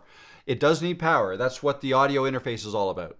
Okay, so again, if I use my iPhone here, if we look over here, so this, zoom in this way, can't really zoom in, but if I hold it this way, can you see? Yeah, see this little 48 volt thing here? I got to press that button to activate the mic. And as you notice, whenever I talk, this turns green. If I'm silent, there's nothing. So that tells me if I'm clipping or not. If it goes red, and it might, if I go up here and go loud, red, it goes yellow. No, it just goes yellow. I don't have it. I can turn my gain up and down with that. But yes, this mic does need phantom power. So, yeah, I guess I misspoke when I said it's only $200 because you do need an audio interface, and that could be another $200, or maybe you can get one for $100.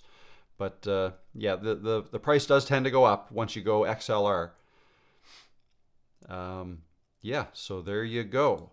Kim's Healing Journey. Hi, Kim. How you doing? Good to see you. Hi, Rob. Guess what? I received my first mean comment on my channel. Keep in mind, I'm sharing my cancer journey. Someone replied, "Dead woman walking." I had to smile and shrug it off. Geez, that's unfortunate. But yeah, you know what? There are people out there that will do, I mean, there's people out there who, if they're going to make a comment like that, A, they don't know you. B, there's something wrong in their life that they feel like they have to try to make other people feel bad. And I don't know if it's trying to make themselves bigger than the other person, trying to shoot people down. I don't know why they do it, but the bottom line is the problem is theirs. They're the ones that have a problem, is the way I look at it, and it's true. You know, why would somebody want to talk like that to a stranger?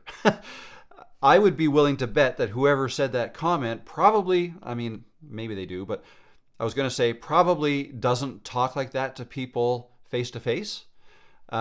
This buffer that is the internet it seems to have brought a lot more people like that out of the woodwork. And I just feel like you see it in Facebook comments, right? You see it everywhere. Twitter, I don't go on Twitter very much anymore, but YouTube comments. It's just people that there's something wrong in their life where they don't feel adequate.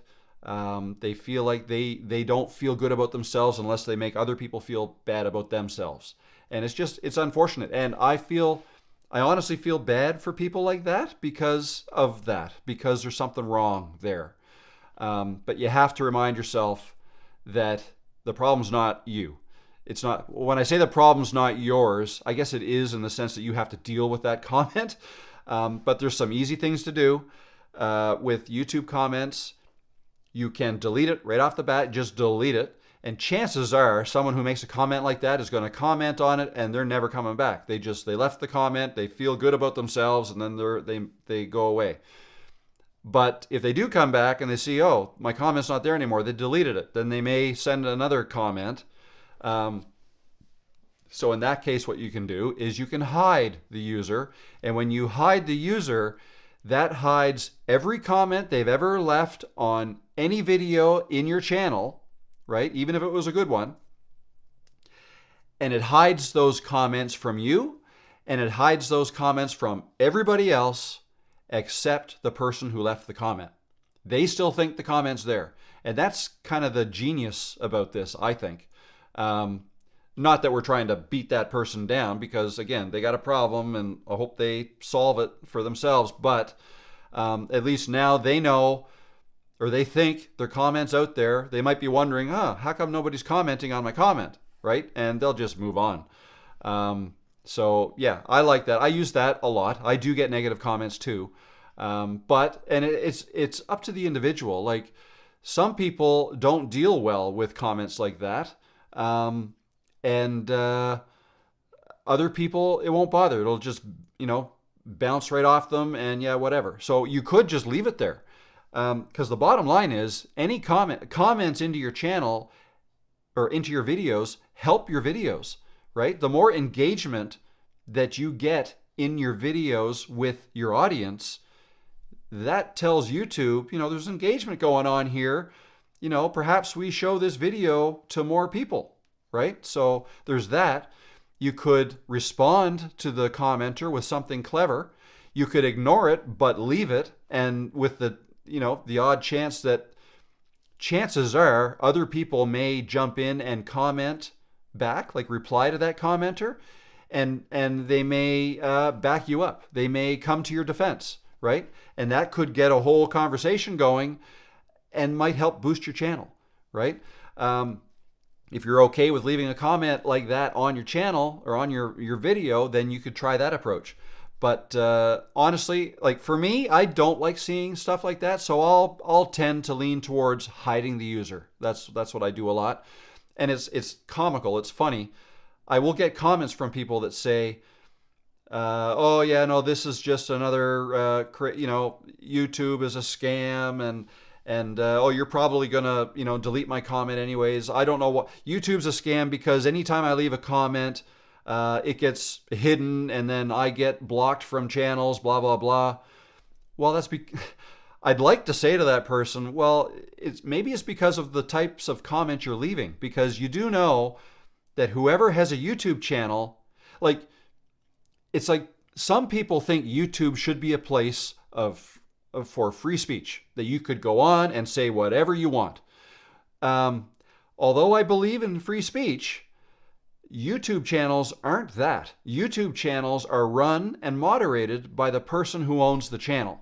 So you, Kim, you have a channel, right? You are the moderator of that channel. It is up to you what comments you want to leave on your channel and what ones you want to delete and what users you want to hide. Totally your call. It's not YouTube that's blocking people. It's people getting blocked because the channel owners don't like their comments. Right? And I wonder why they don't get that. I understand they don't get that from some of the comments I get. that I then delete or hide. Sometimes I've left them up, but anyways. So anyway, those are my thoughts on that. I hope that helps. I'm sorry you're getting comments like that because it sucks. It does suck. But if you can learn to just realize that the problem's not yours and that 99.9% of the world will back you up and be on your side for stuff like that, then perhaps that will help. But unfortunately, I don't think there's these types of people aren't going away. They exist no matter how saintly or nice or undeserving the people are. Everybody gets comments like that, especially the more successful you get in YouTube, the more comments like that you'll get. It's a small percentage, but it's there. But anyways, good luck with it. I hope you don't get too many more like that. Okay, let me just go back to the chat here. Interesting. Thanks for the explanation. No problem. Doris, here we go. Doris Torres. Hello, Doris. How you doing? They're definitely projecting their own bad feelings. Sending much love your way. Yeah, that's exactly it. People are projecting their own bad feelings. Thank you, Doris. I received the love and sending back your way too. Awesome. See, this is the way chat should go.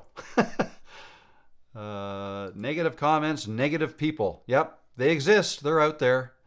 And in my mind, they just exist and they're just sitting in a basement somewhere, probably with not a ton of friends, and they just feel like, they're mad at the world for whatever reason. Maybe there's something wrong in their life. Maybe they're having employment issues or family issues or who knows what. But the problem is theirs for sure. Floral Heart says, we need to learn how to ignore the trollers. Wishes of healing. Yes, we do. We do have to learn to how to ignore them. Absolutely. Sorry for taking your time, Rob. Thank you for addressing it for me. No problem at all. It's a problem that, yours was specific, but I think everybody goes through this, or eventually, if they haven't yet, they will. So it's definitely something worth talking about, 100%. So yeah, there we go. So how are we doing for time? Let me just take a drink. If you have any other questions, we're at 3:45 here, so haven't been online for 2 hours yet. I'm through the chat. So if you have any other questions, let me know. I did mark down that I would talk a little bit about filming outside versus inside, so I can get into that a little bit.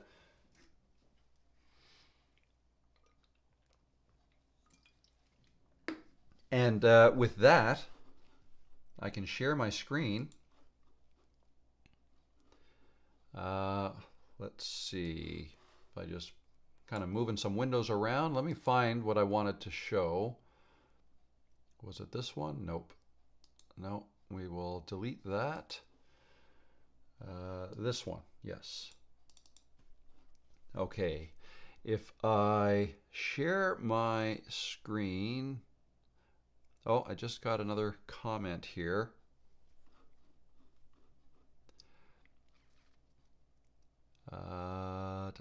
Let's see, we got Not Your Freaking Mind. Sorry to hear cruel comments. Their words and actions say more about them and how miserable their life is. Keep smiling and healing. Much, much love. Absolutely. Absolutely. Starry Luma says, did you mention what the black thing over your head does? This thing here? I don't think I did. Can't really see it through this lens, but if I go back to this one, and if I back up, so that thing is a soft box. I have to talk a little louder now. That's a light. That is the light that I use as my key light when I'm sitting in the chair and making my videos in the chair. Can I switch this? See if that works. Is that freezing? Why is that not working? No, we'll go back to the iPhone. Okay, so for whatever reason, the A10 Mini is not working great. But if I come back here, so this is the view. It's not ideal. So there's Peanut. Say hi. she's asleep now finally. But yeah, when I'm sitting here in this chair, this light lights up this side of my face. That is my main key light, okay? And if you look at it, this is my view. When I'm making a video, I'm looking at that camera, and there's my key light. I will typically have that light on as well, okay? Actually, I gotta yell. I'm not sure if you're hearing me all right. Hopefully you are. But yeah, that's my key light for when I'm making videos. There, it's a better light than the one that I use now when I'm live streaming, which is this one. That's what I'm using as my key light when I live stream, okay? And then I have a secondary light there, that one. All right, so, but the big one is better, gives off a better light, less harsh shadows. Like this one here, you can see the shadow of my glasses right here. It's not the case over there because that light, it's bigger, it's diffused over a larger area. It's got the grid on it, so the light doesn't spill out to the side as much. Just gives a softer light. Okay, so that's what that is. It's my expensive light. Is it necessary? No, but you know, I bought it over a year ago, and I've got it now, so I use it. Kind of the way. I mean. Yeah, if you don't have the money for a light like that, it's not a big deal. I mean, the light itself is probably a couple $100. This soft box is $100, I think. So it's not that cheap, but I like it. Gives a better look. So hopefully that helps. Where are we? Indoors, outdoors. Yes, please. Yes, okay. Get to that right now. 60 plus says, is it only your phone you used for outside video? So far, yes, but I am going to take these cameras, or one, out and show the difference. I'm going to make a video that shows the difference, what the quality difference is. Okay, so I will show that. But typically, yeah, I'll just use my phone when I'm outside because it's good enough. It's an iPhone 14 Pro Max. It's got a great camera in it. Great colors. Microphone's not great, but that's why I got this DJI mic. This guy here. Awesome mic. Maybe not quite as good as this, but definitely better than the mic in the phone.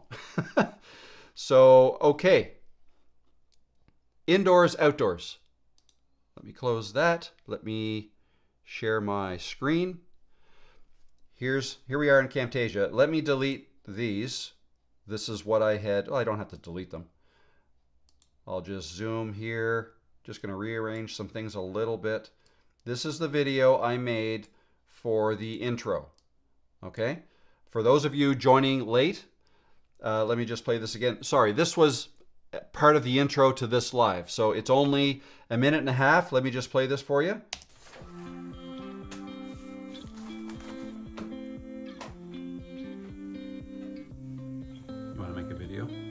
This one outside.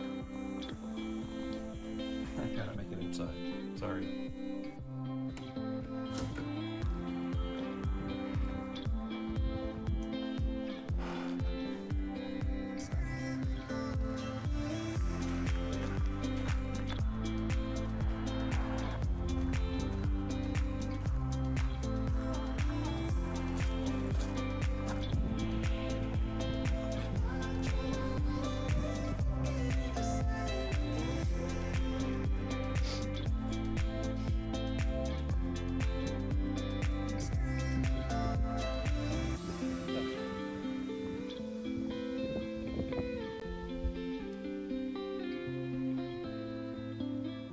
Hey guys, little different setting today. I thought I'd get outside for some fresh air.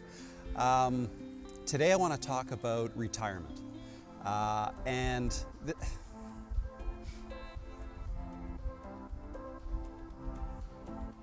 a beautiful day for a walk. Gorgeous. Beside the ocean. Hope you're all having a great day.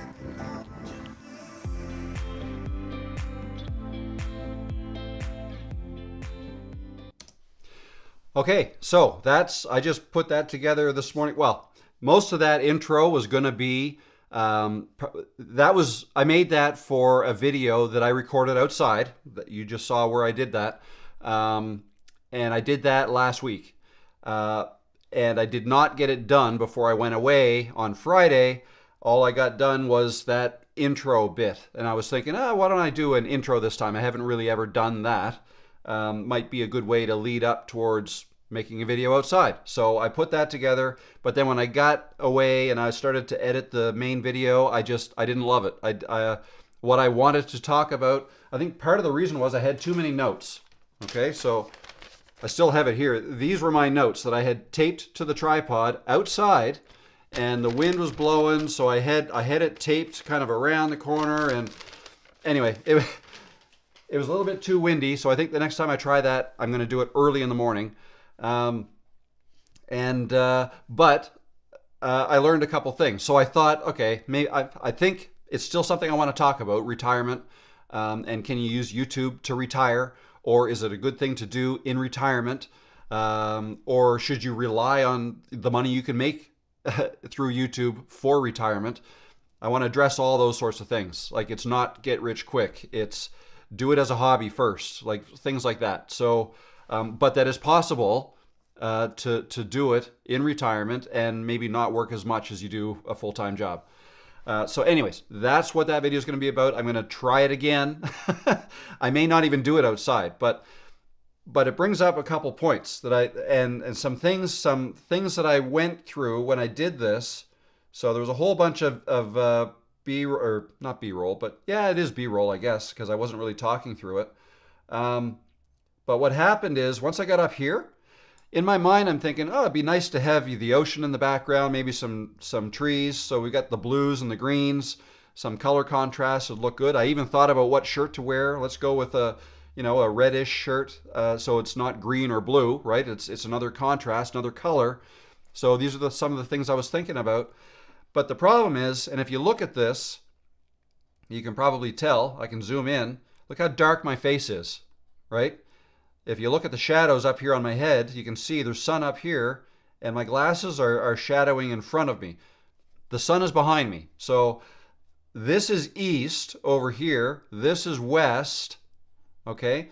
I'm facing north, right? And for those of you who live in the northern hemisphere, we're in Halifax, so we're about 41 degrees north, I think. So anyways, nowhere near where the sun's at right now.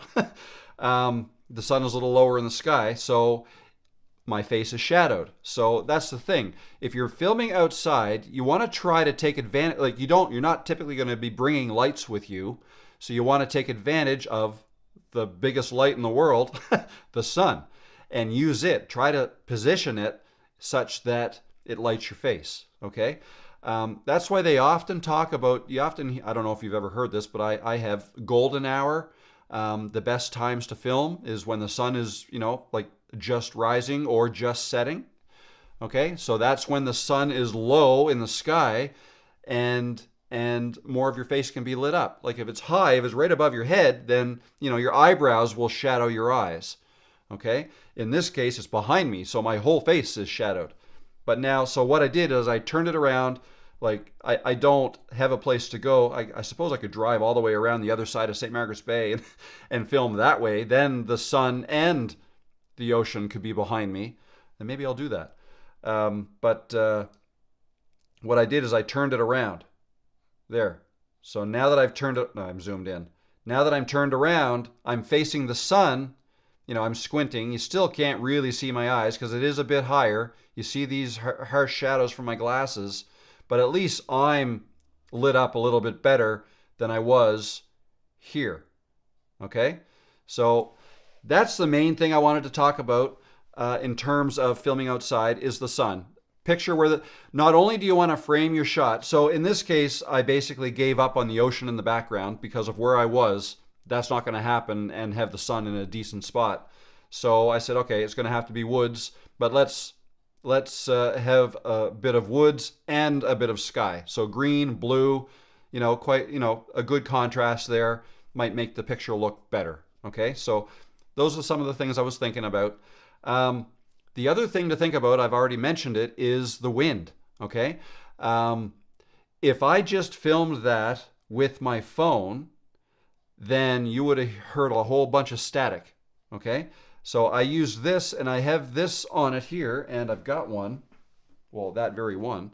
It's this guy right here. Is that focusing? So they call it a dead cat, or more accurately, it's a windscreen, right? It stops the wind from getting to your microphone. So the wind will blow this stuff here and not actually go into the microphone, and it stops the static. Now, if I play this, so this part here, I sound okay. Hey, I thought I'd get outside for some fresh air. But over here, if you noticed, I took the mic off. So what I'm saying here does not have that. It's just the microphone from my camera. Beside the ocean. Hope you're all having a great day. Okay, so you could hear the wind a little bit more. I had the volume turned down because of that. But anyways, so yeah, think about that. If you're going to be filming outside and there's any amount of wind, you want to get something like this to put on your microphone. Now, I don't think there's a great one that goes on the phone itself. So that's why I would then turn to like a lav mic that these would just kind of slip over top of, and you can have it here. Or if you've got the money, get something like this. It's not cheap, but it's awesome. The DJI mic. And it comes with two of these, because it actually comes with two mics as well. If you can see that. It comes with two mics. Typically for interviewing other people, each person can have a mic on. That's one thing you can do it, or you can record in stereo. Like I could put one here and here, or one way over there and over there, and record myself in stereo if I want to. You can set it up that way.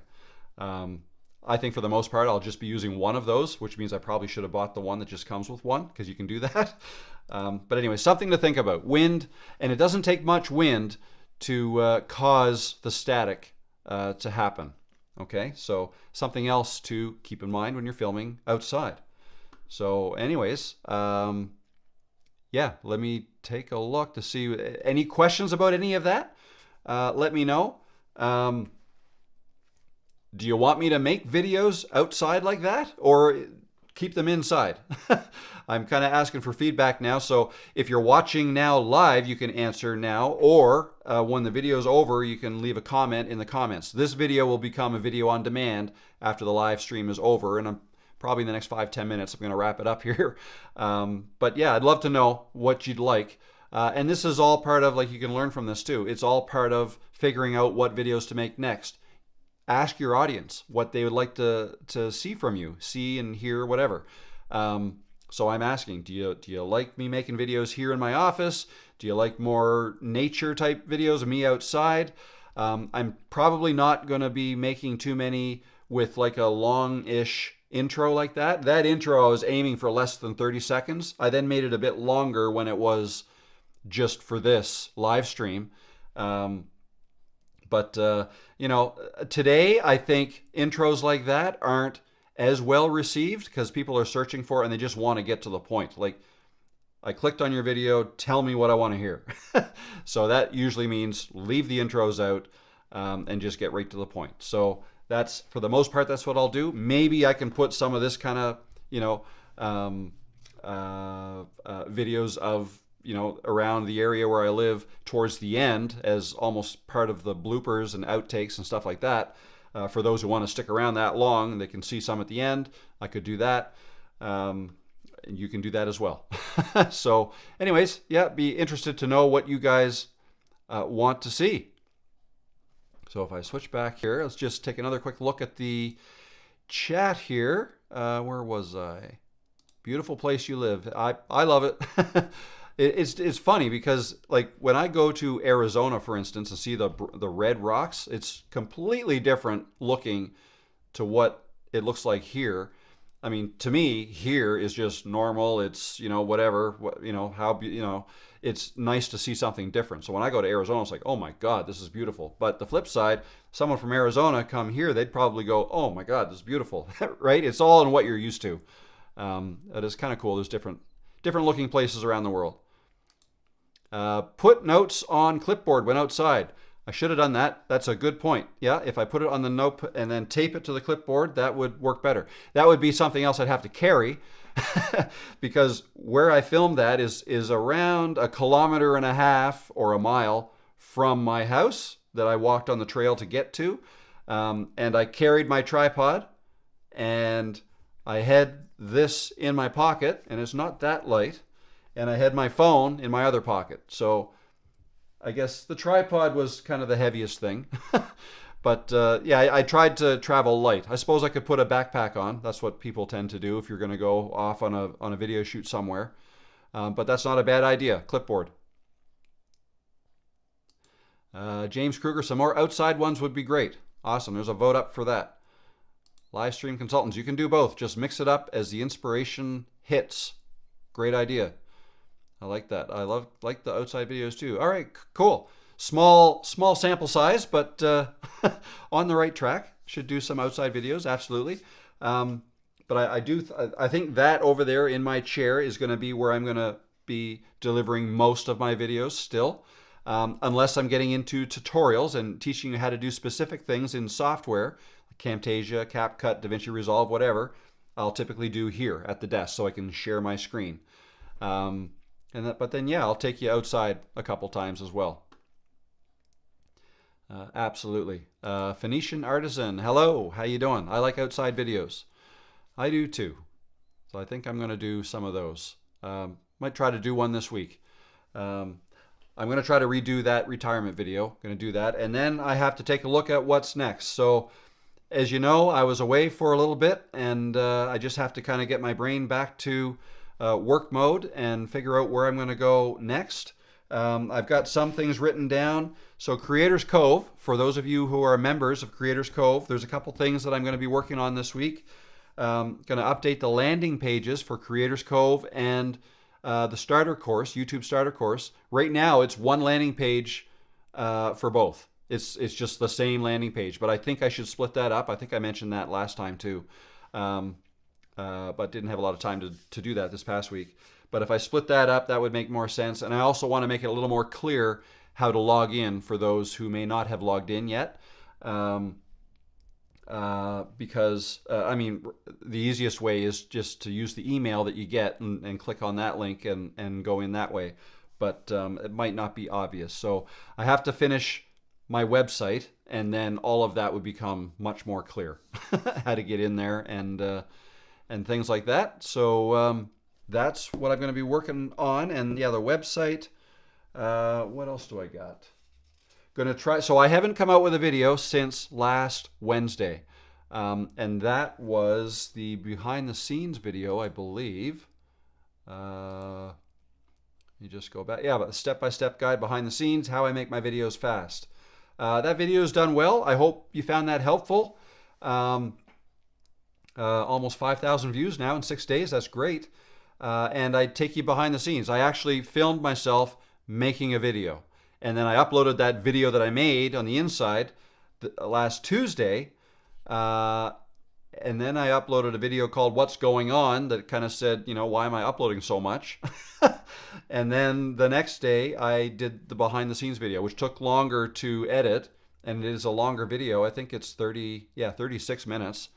But yeah, I take you through the entire process. So if you want to see what I do from right, you know, filming myself to coming over here, taking the SD cards out of the cameras, popping them in, arranging everything in my folder structure, and then editing the videos. I take you through exactly how I edited that video. Everything right up to the point of uploading the video I did in that behind the scenes video. So yeah, if you're interested, check that out. Yeah, that's that. That's what I did. That's the last video I uploaded. So the next one will be hopefully tomorrow. Just don't know exactly what it's going to be on yet. I'm going to make it tonight, upload it tomorrow. That's the plan. There you go. Let me just check the chat again. Mix of both in and out would be great. Some people go on walks and chat as they go. Look forward to seeing future videos. I've seen those types of videos. And I like them. I like them a lot. I've tried it, my arm gets a little tired holding it up like this for any length of time. But yeah, I'll do that. I'll make a video like that. So I like that, because that's killing two birds with one stone. That you're not necessarily using up 30 seconds at the beginning of your video just showing how you get to a certain place. Yeah, I like that idea. Thanks, Rob. See you inside the Creators Cove. Absolutely, Lee. That was an awesome video, one of your best. Thank you very much. Thank you very much. It was quite confused. Well, as you probably know, it took a lot of thought to make that one. I had two. Actually, I still have my I still have this set up. My notes. Those were my notes for the main video. And I think I still have the notes. Yeah, I do, over here. Still have the notes on that tripod for the video I made within that video, which was all about eye contact. So yeah, I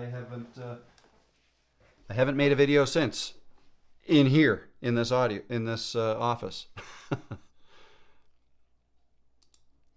Thank you for the Q&A live stream. It's awesome. You're a great teacher and very inspiring. Much love on your way. Thank you very much. Appreciate it. And that is the last comment. Oh, just got a new one. Hello, David. How you doing, David? Thanks for stopping in. I'm just about to wrap up, so if you have any questions, let me know. Otherwise, I'm probably going to wrap this up very shortly. Again, look for a video, hopefully tomorrow morning, coming from me. Next Tuesday, we'll go live again here on YouTube, same time, 1 o'clock Eastern time. Be here every week. If you're interested in learning more about Creators Cove, there's a link down below where you can check that out. Also, I have links below to all of the equipment that I use. If you're interested in knowing exactly what I'm using, you can check those out there. Other than that, I think, here, let me just check one more time. Yeah, no, I think that's a wrap. So yeah, thank you guys. It's been a little over 2 hours. Thanks for stopping in today. I hope you got some value out of this, and I will see you in tomorrow's video, hopefully. Otherwise, I will see you here next week, same time, live. Yeah, kind of stumbling over my words here. Again, this has been kind of a crazy day. First day back at it. I'm a little bit tired because it was midnight before I got home last night. But we got through it, and it was fun. Oh, got one more. Oh, no, I already answered that. That's it. Thanks, guys. Thanks for stopping in. I hope you have a great rest of your week, and I'll see you next week or in tomorrow's video. All right, bye.